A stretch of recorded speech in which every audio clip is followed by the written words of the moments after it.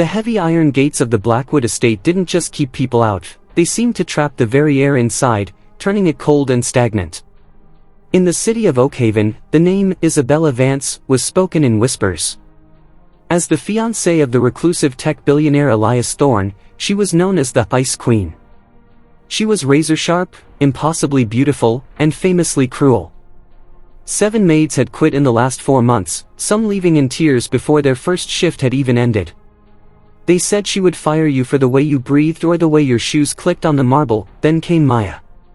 Maya didn't have a prestigious background or a resume from a high-end domestic agency. She was a 24-year-old woman with calloused hands and a smile that seemed to carry its own light. She took the job because her younger brother needed a specialized surgery that her 3 part-time jobs couldn't cover. When she walked into the foyer of the Thorne mansion, the head butler, Arthur, looked at her with genuine pity. He told her the only rule for survival: do not speak unless spoken to, and never, under any circumstances, look Ms. Vance in the eye when she is angry. The first meeting was a collision of 2 different worlds. Maya was polishing the silver in the grand dining room when Isabella swept in, her heels sounding like gunfire against the floor. She wore a dress that cost more than Maya's childhood home, but her face was a mask of exhaustion and bitterness. Isabella stopped, swiping a gloved finger across a sideboard. She found a microscopic speck of dust. She didn't yell, she spoke in a low, dangerous hum, asking Maya if she was blind or merely incompetent. The room went silent. The other staff held their breath, waiting for Maya to crumble. Instead, Maya looked up, met Isabella's icy blue eyes, and said softly, "I missed a spot because I was distracted by how tired you look, ma'am. Would you like me to fix the dust, or shall I bring you a cup of the chamomile tea my grandmother used to make for heavy hearts?"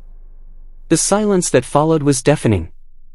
Isabella looked like she had been slapped. No one spoke to her like that. No one saw tired, they only saw terrifying.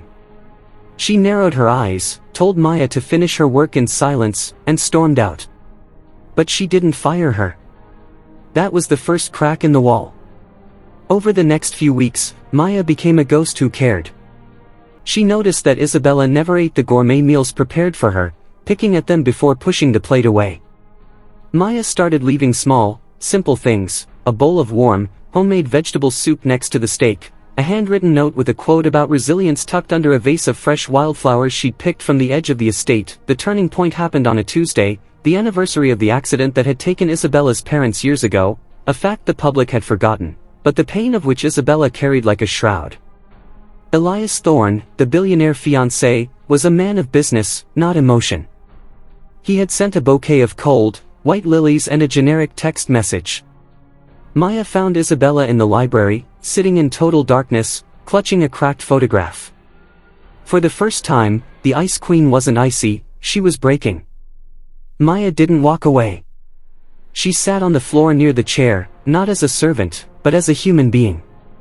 She told Isabella about losing her own mother and how she used to think that being strong meant being hard. "But stone doesn't grow, Miss Isabella," Maya whispered. "Only soft soil lets things grow. You're not protecting yourself by being a fortress, you're just burying yourself alive." Isabella wept that night, ugly, soul-cleansing tears. She confessed the pressure of maintaining the Vance family legacy, the fear that Elias only loved the image of her, and the crushing loneliness of being surrounded by people who only wanted her money or her failure.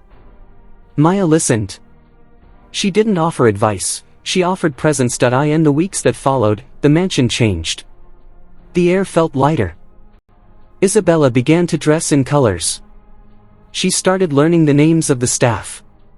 But the real test came when Elias Thorne announced a massive gala at the estate. He wanted Isabella to play the part of the perfect, ruthless partner to help him close a merger. He saw the change in her, the softness, and he hated it. He cornered Maya in the kitchen, offering her a massive check to quit and disappear, claiming she was corrupting his fiancée's edge. Maya looked at the check, the exact amount needed for her brother's surgery, and then she looked at the door where Isabella stood, unseen, listening. Maya tore the check in half. "Her soul is worth more than my comfort," Maya told the billionaire. Isabella stepped out from the shadows, not with a scowl, but with a terrifyingly calm smile. She ended the engagement on the spot. She realized she didn't need a billionaire's shadow to be powerful, she needed the light she had found within herself. The story of the billionaire's fiancé ended that night, but the story of Isabella Vance began. She used her influence to start a foundation for medical grants, starting with Maya's brother. Maya didn't stay a maid, she became the director of the foundation's outreach. The world feared Isabella because they didn't understand her pain, but Maya changed everything because she chose to look past the mask. The most powerful tool in the world isn't wealth or status, it's the courage to be kind to someone who thinks they don't deserve it. Kindness isn't a weakness, it is the only thing loud enough to break a heart of stone and turn it back into a heart of gold.